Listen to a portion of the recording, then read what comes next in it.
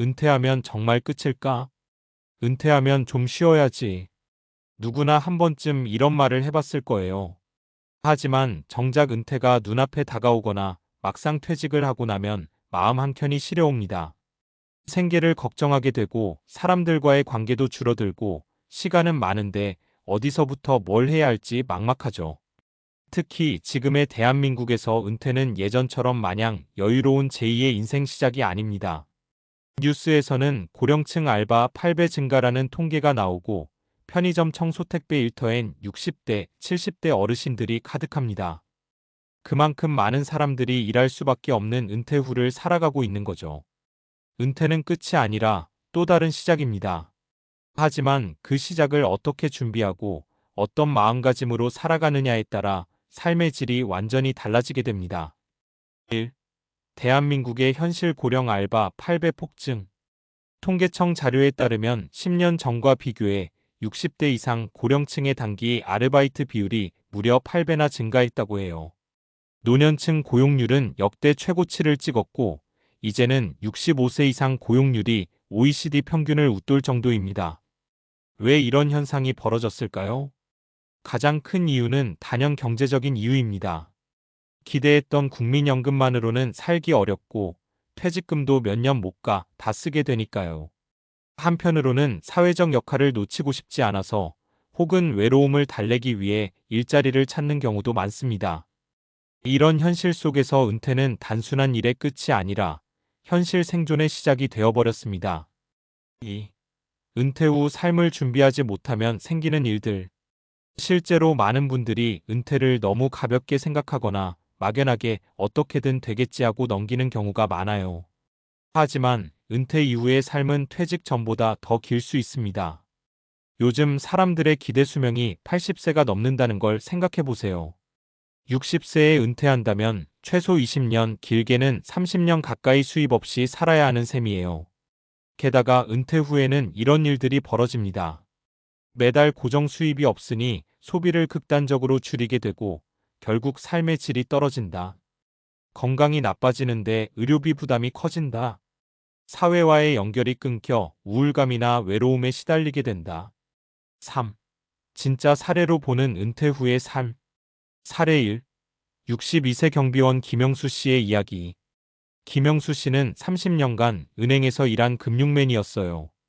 정년 퇴직 후 연금으로는 생활비가 빠듯했고 아들 결혼 자금으로 퇴직금을 써버린 후엔 경비 일을 시작했습니다. 아파트 경비는 생각보다 힘들어요. 사람 눈치도 봐야 하고 체력도 필요하고요. 그래도 이렇게라도 일해서 손주 용돈이라도 쥐어줄 수 있다는 게 참 다행이에요. 김 씨는 일하면서 체력 관리를 하고 주말엔 틈틈이 동네 친구들과 등산도 갑니다. 비록 예전 같진 않지만 자기 역할을 다시 찾은 느낌이라고 말합니다. 핵심 포인트 은퇴 후에도 역할이 필요합니다.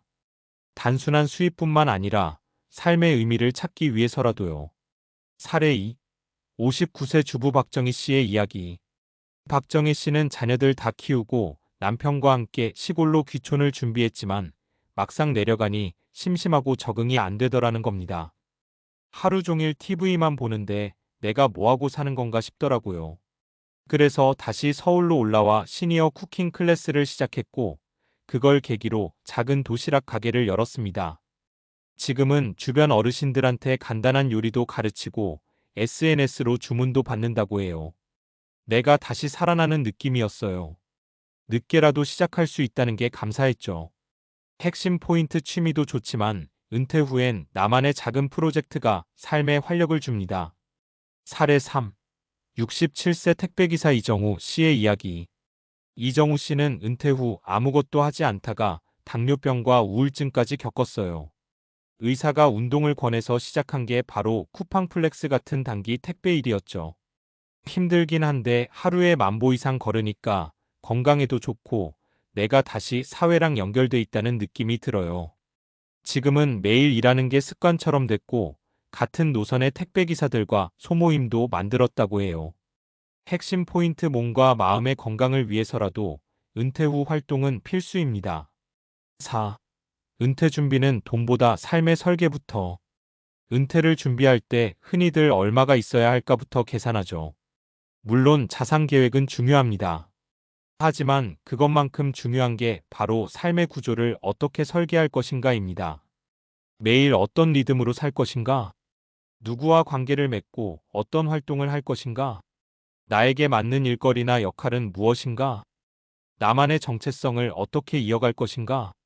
이런 질문들을 은퇴 전에 충분히 던져보고 답을 찾아야 은퇴 후의 삶이 덜 낯설고 덜 불안해집니다. 5. 은퇴 후 3. 이렇게 준비해보자. 다음은 실제로 효과가 좋았던 준비 방법들입니다. 1. 50대부터 실전 시뮬레이션 해보기. 한 달 동안 은퇴했다고 생각하고 생활해보기. 수입 없이 지내보고 하루 루틴을 짜보는 거예요. 2. 작은 아르바이트나 자원봉사 시작하기. 고정 수입보단 사회 연결이 핵심입니다. 동네 도서관, 복지센터, 구청 프로그램 활용하면 좋아요. 3. 새로운 기술 배워두기. 요즘은 시니어도 스마트폰 활용, 유튜브 편집, 온라인 판매까지 도전하는 시대입니다. 4. 가족과 솔직한 대화 나누기. 경제 사정, 주거 계획, 병원비 대비 등 꼭 공유해두면 갈등을 줄일 수 있어요. 마무리하며 은퇴는 더 이상 축복받은 여생의 시작만은 아닙니다. 대한민국에서는 현실적인 생계와 정체성의 문제를 함께 마주해야 하는 두 번째 전쟁터 같을 수도 있어요. 하지만 그 속에서도 분명히 길은 있습니다. 은퇴를 피할 수 없다면 내가 주도하는 은퇴로 방향을 바꿔보는 것, 그것이 이 시대를 살아가는 우리가 택할 수 있는 가장 현실적이고 건강한 선택 아닐까요? 지금이라도 늦지 않았습니다. 은퇴는 끝이 아니라 또 다른 나로 살아볼 수 있는 기회입니다. 앞서 은퇴 후 현실과 사례, 준비 방법까지 다뤘으니 다음으로는 은퇴 후 신체적 정신적 건강 관리의 중요성에 대해 이야기하는 게 자연스러워요. 왜냐하면 은퇴 후 삶의 질을 좌우하는 가장 큰 요소 중 하나가 바로 건강이고 여러 연구들이 적극적인 신체 활동과 정신 건강 유지가 노년기 삶의 만족도를 높인다는 걸 증명해주고 있으니까요. 은퇴 후 삶 건강 관리가 왜 핵심일까? 은퇴하면 일상에 큰 변화가 오면서 운동량이 급격히 줄어드는 경향이 있어요.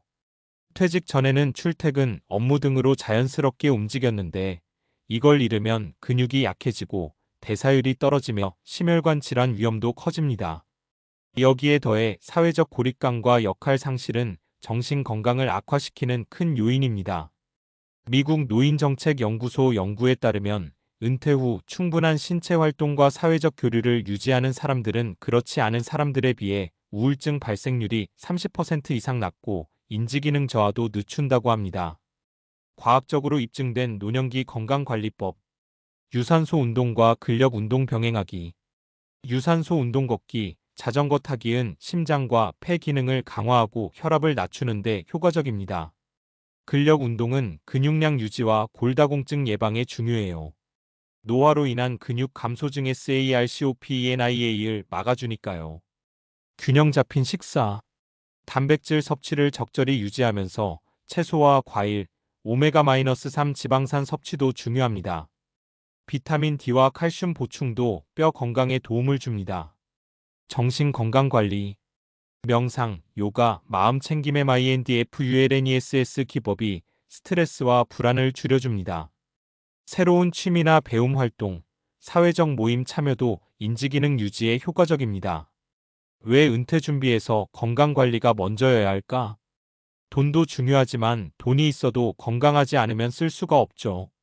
특히 만성질환에 시달리면 의료비 부담이 커지고 자립생활도 어려워집니다. 건강은 결국 은퇴 후 독립성과 삶의 질을 결정하는 최우선 변수입니다. 사례 덧붙이기. 앞서 소개한 김영수 씨가 경비 일을 하며 체력 관리에 신경 쓰는 것도 몸이 건강해야 일도 할 수 있고 사회와 연결될 수 있다는 경험적 지식 때문이에요. 이정우 씨가 택배 일을 통해 운동량을 늘리고 우울증에서 회복한 것도 과학적 근거와 딱 맞아떨어지는 사례입니다. 결국 은퇴 준비는 돈, 시간, 인간관계, 그리고 건강까지 다각도로 설계하는 통합적 과정이어야 합니다. 은퇴 후에도 활기차고 만족스러운 삶을 누리고 싶다면 지금 당장 건강을 챙기고 꾸준히 몸과 마음을 돌보는 습관부터 시작해야 해요.